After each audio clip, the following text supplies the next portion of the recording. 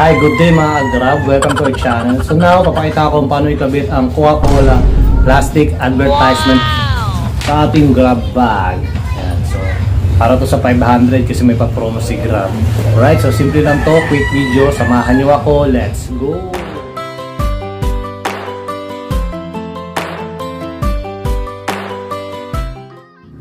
So guys, ito po yung Coca-Cola plastic advertisement ni Grab.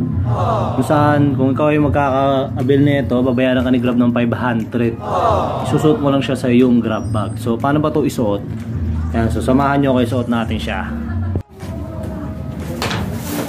Ayan, so ngayon guys, ito ang plastic cover ni Grab. Ang una natin gagawin ay ituturuan lang natin siya ng square. Ginagawa mo? So itong ribbon, nasa taas lang siya.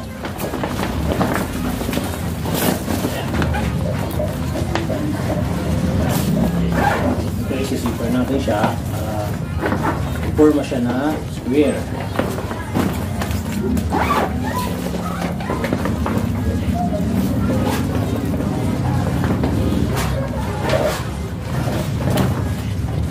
Ito siya.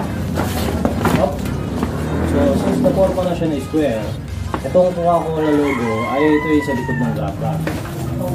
So, as you can see, yung grab bag natin, ito yung likod niya, yung may handle na hawakan. So, yung harap niya yung may grab side. So, pakita ko sa inyo yung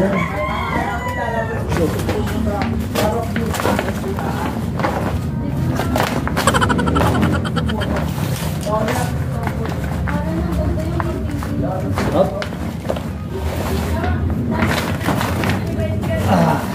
Ito pala yung sa likod.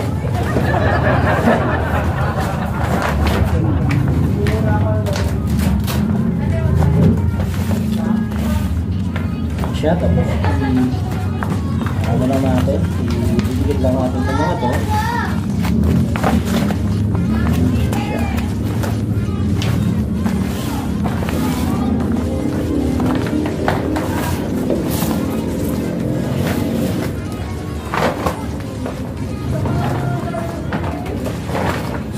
Alright, already done.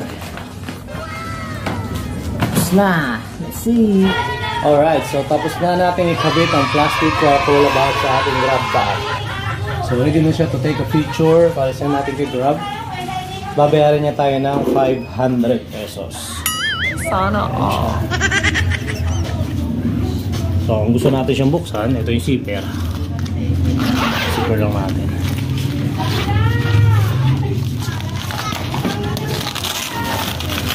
Tagumpay!